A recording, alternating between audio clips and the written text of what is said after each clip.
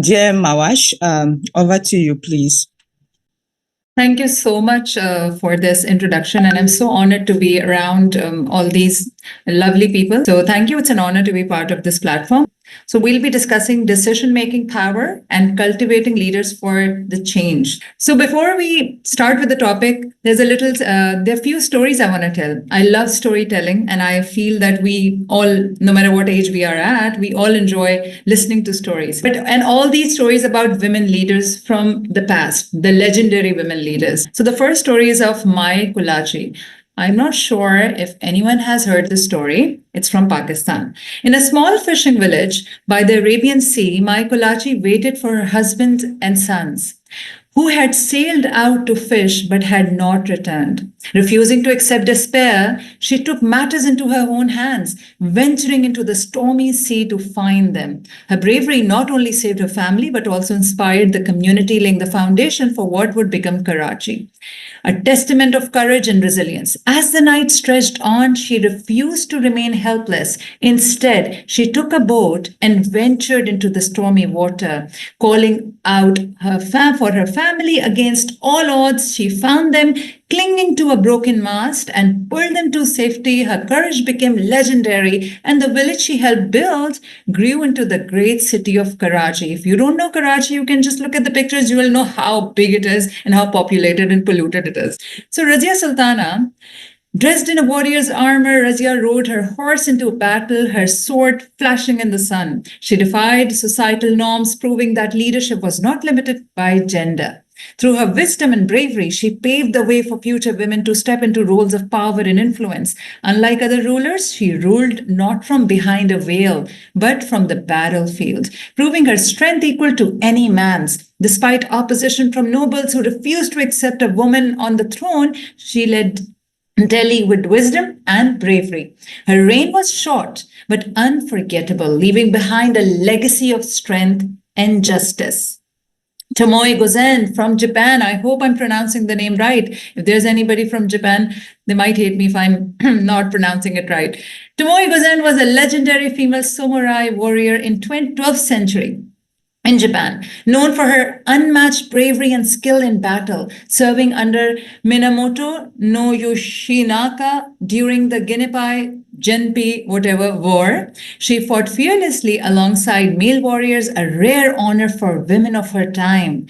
Beautiful and fiercely strong, Tomoe was a master archer and swordswoman. In the Battle of Awazu in 11th century, she reportedly defeated powerful enemies and refused to flee even when defeat was certain. Tomoe Gozen's story remains a symbol of courage, loyalty, and the power for women to lead and fight with honor in a male-dominated world. Mulan from China. I am sure everyone knows Mulan thanks to the Disney movie. Mulan is a legendary Chinese heroine who disguises herself as a man, take her ailing father's place in the army. Brave and determined, she fights fearlessly in the battle, earning respect and honor from her comrades. Though she hides herself, her true identity, her courage and leadership shine through. After years of service and great victories, Mulan finally reveals she's a woman, astonishing everyone. Her story symbolizes loyalty, love for family, and breaking societal boundaries down through generations. Mulan remains an icon of strength, sacrifice, and empowerment in Chinese culture and around the world. Queen Amina of Zazua. Queen Amina, a legendary 16th century warrior, queen from present day Nigeria, was a fearless and visionary leader known for her military prowess and expanded her kingdom's territory through strategic conquests and fortified cities with defensive walls, many of which still stand today. Amina defied the limitations placed on women of her time, leading armies and commanding respect from neighboring rulers. Under her rule, Zazua thrived as a powerful trade and cultural hub. Queen Amina's bold leadership and unwavering courage left an enduring legacy, inspiring generations of women across Africa to lead with strength, wisdom, and fearlessness.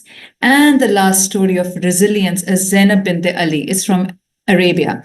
Zainab, the courageous daughter of Prophet Muhammad, embodied resilience and leadership even in the darkest of times.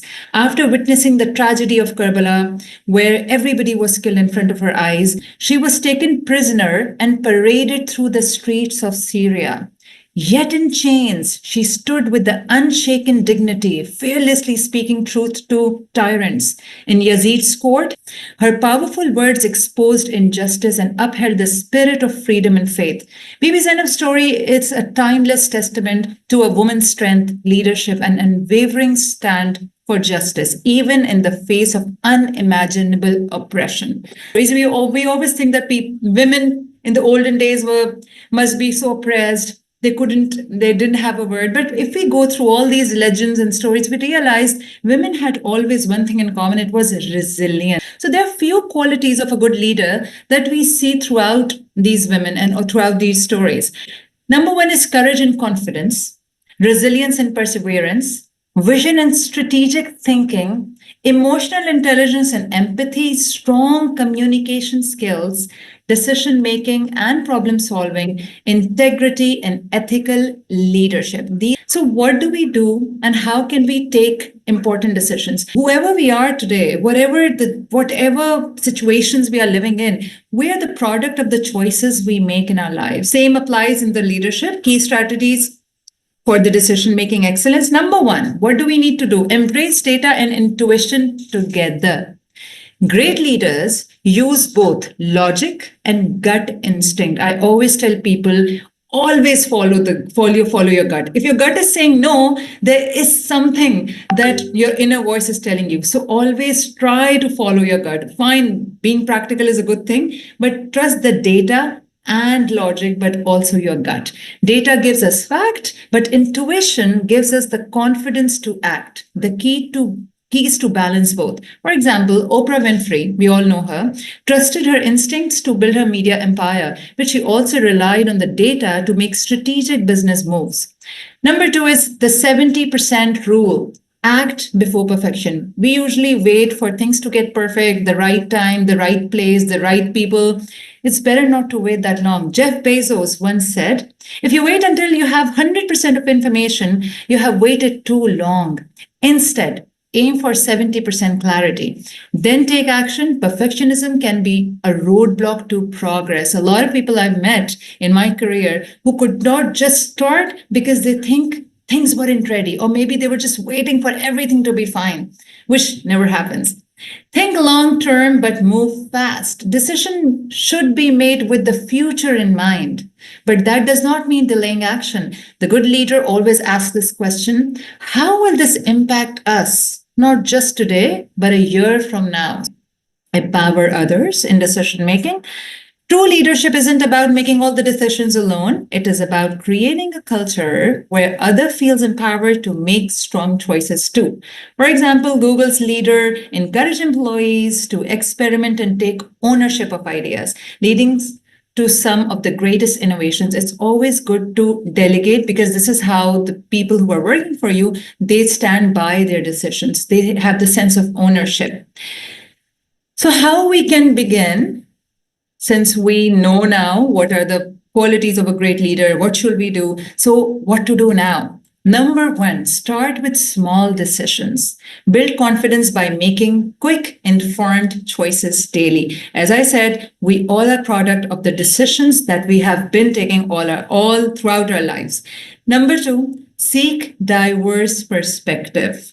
You don't know everything, and please do not just go to your best friends, because they'll obviously always support you no matter what you're doing. Always surround yourself with different viewpoints before finalizing major decisions. It's better that go to the industry experts. Whatever you want to venture into, whatever you want to do, please ask an expert advice. Commit to action. Now, if you have taken a decision, don't let fear hold you back. Make choices and own them. Do not find anybody to put all the blame on if they're not going the way you have envisioned. And the last, finally, leadership isn't about having all the answers. It's about having the courage to decide and lead with intention. The world needs more bold, decisive women like you. Thank you so much, everyone.